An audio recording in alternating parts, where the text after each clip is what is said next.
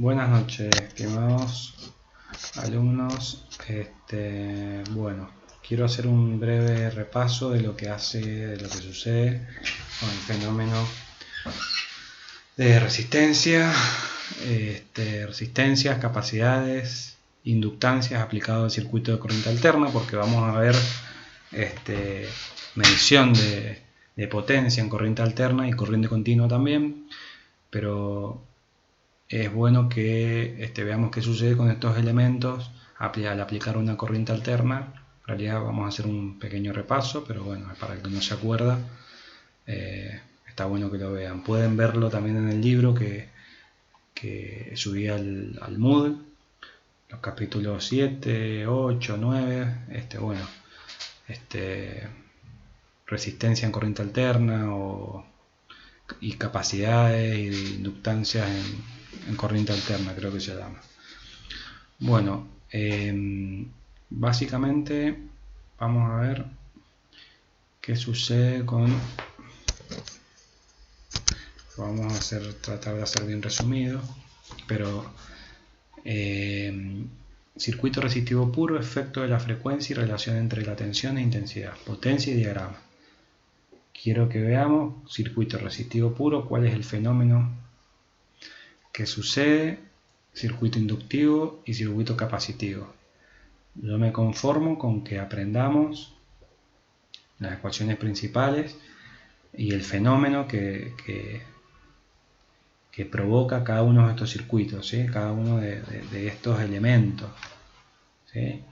El elemento resistencia, el elemento capacitor y el elemento inductancia o bobina, ¿sí? Son los elementos que están lo podemos encontrar en todas las máquinas y en el 100% de la industria vamos a encontrar capacitores, inductancias y resistencia. Comprendiendo esto, comprendemos una infinidad de aplicaciones. Bueno, entonces tenemos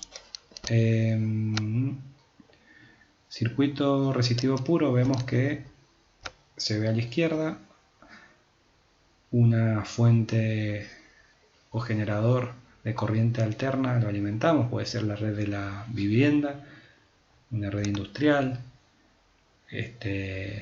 220 volt, 50 Hz, lo podemos ver a la derecha en el diagrama cartesiano, donde las abscisas o X representan el tiempo y las ordenadas representan la tensión o corriente. Entonces vemos que al cerrar el circuito, ¿qué sucede? Aparece una corriente en el circuito, ¿sí? Una corriente que se representa, como ven ahí, ¿sí? Una corriente que se representa, como ven, y se indica en la gráfica, ¿sí? A medida que transcurre el tiempo va oscilando, y lo importante de acá es que no oscila de cualquier forma, oscila en fase con la tensión, ¿sí? Eso es lo importante. Oscila en fase con la tensión. Vemos en el diagrama que está a la izquierda la corriente y la tensión, los fasores oscilan o giran estos fasores en fase, ¿sí? Ese es un tipo de diagrama, y a la derecha vemos un diagrama en función de la frecuencia, podemos verlo, y a la derecha en función del tiempo, ¿sí? Entonces, eso es lo importante, o sea que un circuito resistivo puro aplicado a una corriente alterna, lo que me genera con respecto a la fase es que no hay desfasaje entre la tensión y la corriente, y con respecto a la magnitud de la corriente disminuye la magnitud de la corriente, o sea que un circuito, una resistencia aplicada, nos disminuye el valor de la corriente. A medida que la resistencia es más grande, el valor de corriente que vamos a tener en esta curva representada va a ser menor, ¿sí?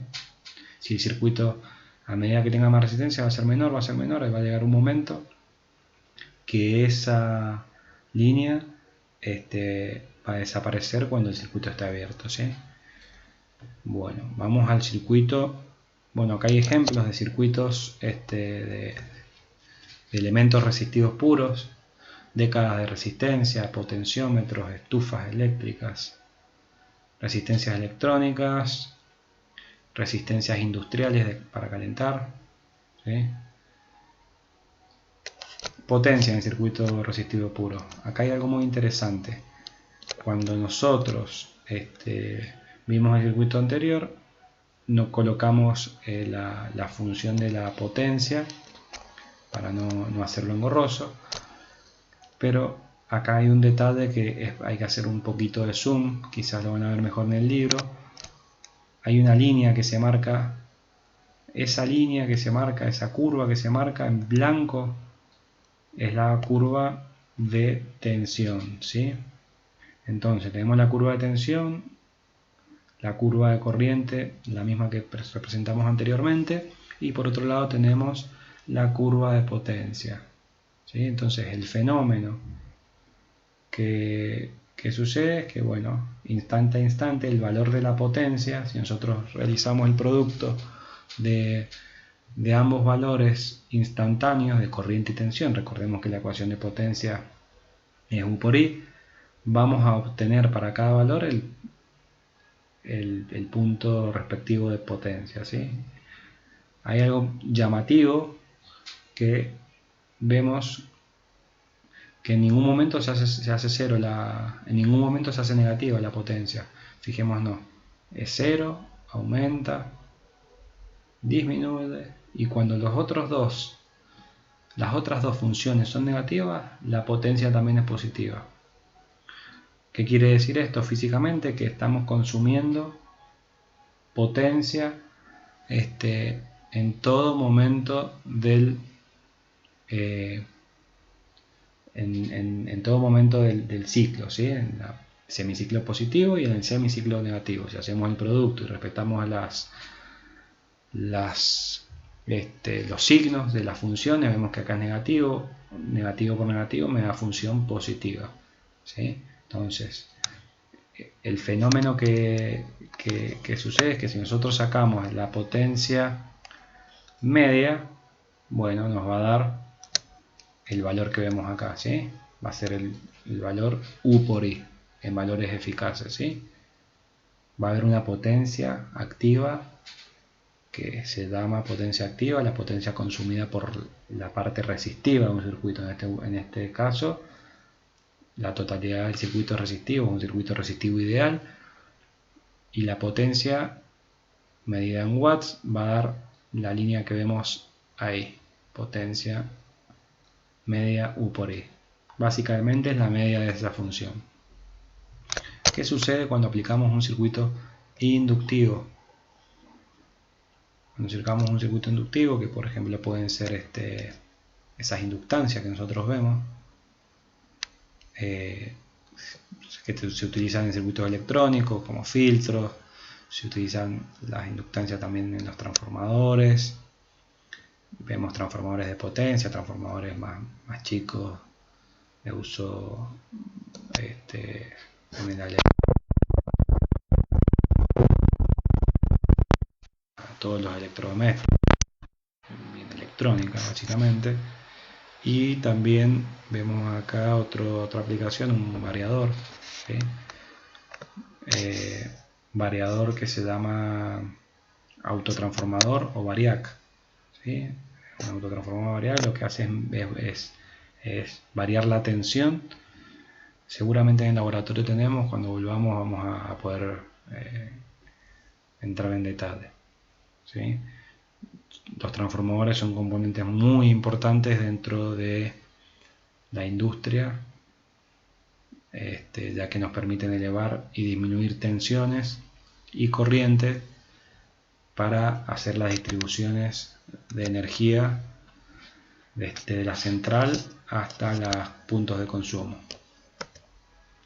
Bueno, ¿qué fenómeno hace? Dijimos que la resistencia genera el fenómeno de disminuir el valor, limitar el valor de la corriente o disminuirlo. lo que genera con respecto a la fase nos los dejaba en fase el valor. Acá sucede otra cosa. Con respecto a la fase, la inductancia me retrasa la variación de corriente. O sea que si yo aplico una bobina, una inductancia a un circuito eléctrico de corriente alterna, lo que va a generar es un fenómeno de retrasar a la tensión, retrasar la corriente con respecto a la tensión, perdón. ¿Sí? Recién vimos que iban en fase. Por otro lado, va a limitar el valor de la corriente. Entonces, vamos a ver los circuitos. Vemos el circuito a la izquierda, alimentación en corriente alterna, como la que teníamos recién, una inductancia o bobina. Y vemos el circuito a la derecha. ¿Qué sucede? Dos fenómenos. El primero que comentamos es retrasar el valor de la corriente con respecto a la tensión. Fíjense, la tensión está adelante. Vemos si gira en ese sentido antihorario, la tensión está adelante y la corriente está atrás. ¿En cuánto la retrasa? En 90 grados. ¿Sí? 90 grados retrasa la corriente de la tensión, un circuito inductivo puro. ¿Sí? Eso es lo más importante que debemos saber. Y por otro lado, nos limita el valor de la corriente. ¿En qué valor? Y va a depender de las propiedades de la inductancia, ¿sí? ¿De qué propiedades? De las que tenemos acá. N cuadrado por mu por S por L. Las propiedades constructivas, la cantidad de vueltas de la inductancia, de espiras N, mu, que es la permeabilidad, con ello tiene distintos valores si no es núcleo de hierro, si es el núcleo es aire, S es la sección y L es la longitud que tiene la bobina, ¿sí? Entonces, de acuerdo a las propiedades vamos a variar L y para variar L vamos a modificar la reactancia, que es XL. Tenemos la inductancia, que es L, y la reactancia inductiva, que es L. Entonces, dijimos que produce dos fenómenos. Retrasa la corriente respecto de la tensión y por otro lado nos limita la corriente, como hace la resistencia, que limita la corriente. ¿Y de qué forma la limita? De acuerdo a estos valores que vemos acá, ¿sí? A los valores con los que está construido el elemento o bobina, ¿sí?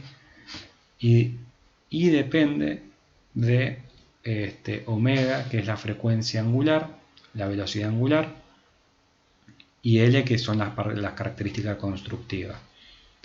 Omega, que es 2pi por F, depende de F, que F es la frecuencia. Mientras más frecuencia tiene el circuito, más va a limitar la corriente en un circuito, ¿sí? Pero el desfasaje va a ser el mismo, 90 grados respecto de la tensión, ¿sí? O sea que dos cosas, genera un desfasaje de 90 grados en atraso con respecto a la tensión y genera una limitación de la corriente igual a XL, que depende de la tensión de alimentación. ¿Por qué la tensión de alimentación? Porque la que da la característica de la frecuencia justamente es la tensión de alimentación, ¿sí? La frecuencia. Y L por las partes constructivas. Disculpen que lo repita tantas veces, pero bueno.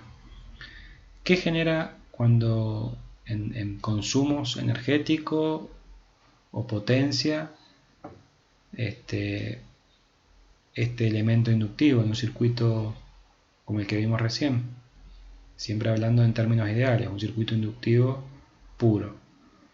Vemos la tensión que se ve borrosa como les había dicho recién. Vemos la corriente que pasa por la bobina que está retrasada a 90 grados, fíjense.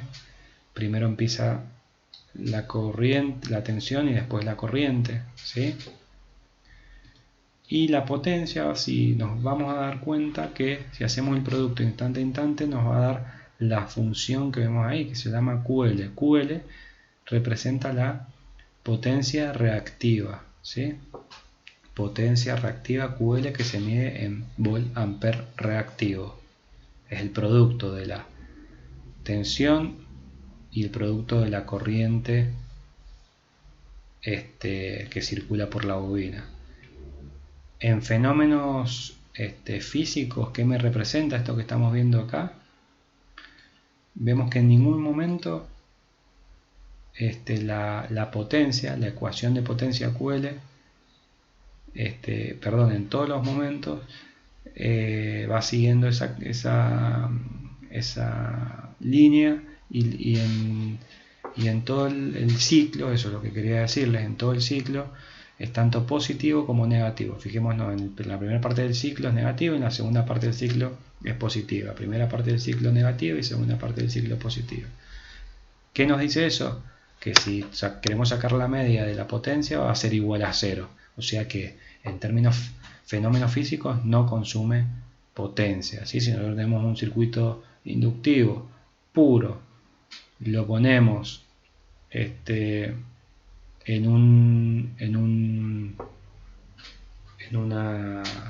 a medir con un batímetro, ¿sí? Con un batímetro, como vimos en la primera clase, esto me va a marcar una potencia nula, no un consumo de potencia activo, digamos. Este circuito no genera calor, me genera un campo magnético dentro de la bobina que se va y se devuelve a la red y después lo usa de vuelta, genera un campo magnético básicamente. Bueno, valor eficaz de la potencia reactiva, no queremos meternos en eso. Circuito capacitivo puro, al igual que el circuito inductivo puro, se generan dos fenómenos. Si aplicamos el capacitor a un circuito de corriente alterna, se generan dos fenómenos. El primero de los fenómenos es el de, ahí vamos a entrar en el circuito capacitivo puro, es el de limitar la corriente, al igual que el circuito resistivo y al igual que el circuito inductivo, limitan el valor de la corriente.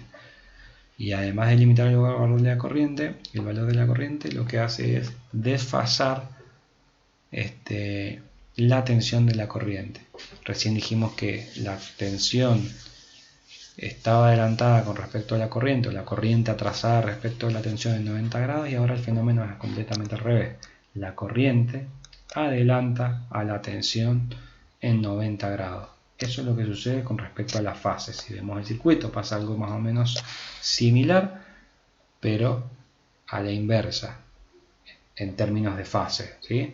La corriente la vemos primero y posteriormente vemos aparecer la tensión aplicada al capacitor, ¿sí? ¿Qué sucede si vemos la ecuación de potencia? Esta potencia también se llama QC, está por la ecuación que está ahí arriba, que yo no se las voy a pedir a ustedes, tienen que haber visto en electrotecnia, pero QC también es la potencia reactiva que consume el capacitor.